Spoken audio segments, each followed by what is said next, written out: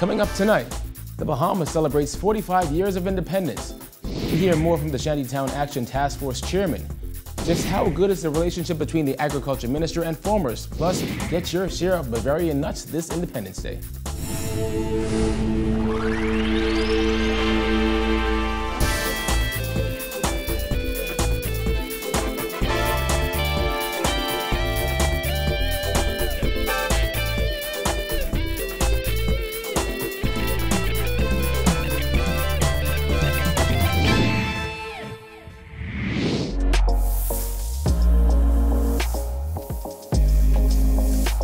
Our News is brought to you by Alive.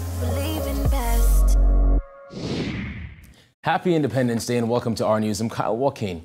Thanks for joining us. Topping news tonight, the fireworks, the drills, the music, all a part of the grand celebration at Clifford Park last night as the country brought in its 45th birthday. Thousands flocked to the park where some of the best in local entertainment put on quite the show.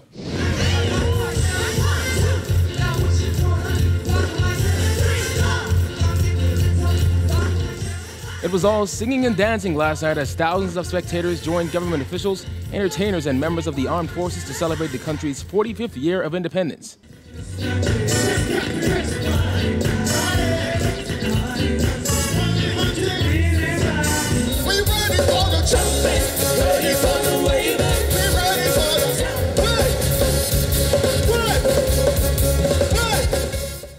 It was on this day in 1973 that the Union Jack was lowered for the last time and replaced with the Bahamian flag.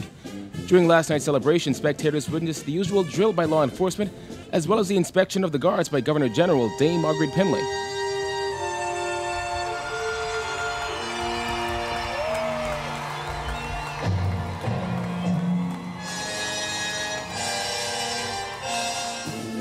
And Bahamians came from near and far to enjoy. My name is Cordell David Phillip. I was born in Bimini. Everyone knows me as Pam, but I live in New Jersey for the past 21 years. And you came here to celebrate the 45th year of independence? Yes, sir. Right. And this is my 13-year-old daughter, Emmanuel. Born in New Jersey, but just came to celebrate. Boy, I'm loving it. I'm loving it, man. I'm loving it. I see you got your pipe. You just chilling. Yeah, this pipe came all the way from Cuba, man. It says something about who and what we are. And to see us from nothing or infancy to 45 years is a blessing. It's a true blessing. There was even this man who was on Clifford Park the morning of July 10th, 1973. I remember being on the first independence celebration. You were here on Clifford Park, right here. You were here in 1973? I was right out here when Mr. Penland and those put up the flag, the Bahamian flag. The Union Jack came down. My wife and I. It's my wife right here. People here. During the ecumenical service, Bahamas Christian Council President Elton Fernando didn't mince any words as he spoke on the state of the country. He expressed his disapproval in the firing of the 3 government MPs who voted against an increase in value-added tax. We should have left a country that was divided by politics, color, or economics in the water. We should have left that in the water. We should have left in the water a colonial system that causes our elected members of parliament to be fired for representing the people that they were sent to parliament to represent. We should have left that in the waters. Fernando was just one of several religious leaders who took to the podium.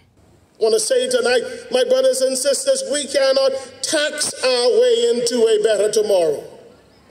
We must innovate and elevate our natives and our resources and our people to a better tomorrow. Well, the list of honors selected by the National Honors Advisory Committee is out. The list was released just after midnight and brings some changes to the titles of some familiar names. The Order of National Hero, the most senior order in the Bahamas, sees the member of the order bestowed with Right Excellent before their name. They include the Right Excellent Sir Lyndon O. Pinley, the Right Excellent Sir Roland Simonet, the Right Excellent Sir Milo Butler, the Right Excellent Sir Cecil Wallace Whitfield. While the award of Order of the Nation is bestowed upon all who have been appointed Governor General or Prime Minister of the Bahamas. The title of Most Honorable has now been given to Her Excellency, the Most Honorable Dame Margaret Pinley, the Most Honorable Hubert A. Minnis, the Right Excellent Sir Lyndon Pinley, the Most Honorable Hubert A. Ingram, the Most Honorable Perry G. Christie. And the Order of the Bahamas is conferred upon any citizen of the Bahamas who has achieved outstanding distinction in the Bahamas. They are now known as Right Honorable and include the Right Honorable Janet Bostrick, the Right Honorable Maurice Moore, the Right Honorable Dame Doris Johnson, and Dr. Miles Monroe. In other news, Chairman of the Shantytown Action Task Force, Jan Folks, is firing back at critics who insist the government will fail in its attempts to eliminate shantytowns across the country. Folks says, unlike previous administrations, which have failed in the past, the Minnis administration will get the job done. Jasmine Brown reports. This is a very comprehensive exercise, and as I said earlier, the Prime Minister, Dr. Minnis, the Cabinet and the government is committed to having this done. The task force, which was formed last December, has visited shanty towns across the country over the last 6 months. Its goal is to eliminate illegal communities across the country. The government had originally set a July 31st deadline for shanty towns in New Providence, but while handing out final notices yesterday, Folks revealed that the deadline had been extended to August 10th. A July 31st, 2019 deadline has been set for Abaco shanty towns, but there has been doubt expressed by some over the government's self-imposed timelines. Former Immigration Minister under the Pinling administration, Loftus Roker, told the Tribune newspaper last week that the government's deadline is nonsense.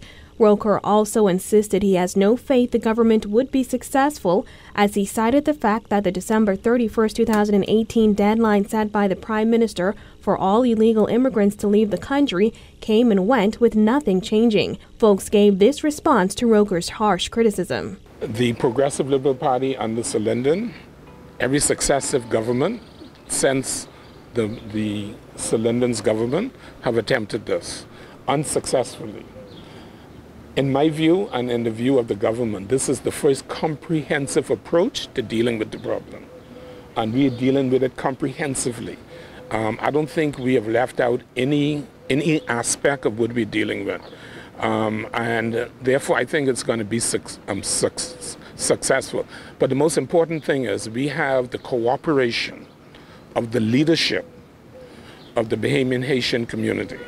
Folks added that their efforts had already seen some success, as they believe 50 to 70% of shantytown residents have already moved out of the illegal communities. When asked about the possibility of residents not heeding the notice to move out by August 10th, Folks says they do not expect that will be an issue. We do not anticipate that there will be. We have the full cooperation of the Bahamian Haitian leadership, both the United Haitian Bahamian Association, a group called Oath, organization to assist and teach Haitians, and also the Pastors League. We also consulted Bahamas Rights, or Rights in Bahamas, the Seventh-day Adventist Church, the Catholic Church, the Methodist Church, the Anglican Church, and the Christian Council. We've met with them twice. So we do not anticipate that there will be any holdouts in this. Reporting for our News, I'm Jasmine Brown. Well, the elimination of shantytowns will mean more than just evicting their residents. It will also mean disconnecting key utilities at thousands of homes in the illegal communities. Shantytown Action Task Force Chairman Jan Folks says the country's utility companies have all created action plans to ensure the disconnection of water, power, and cable services goes smoothly.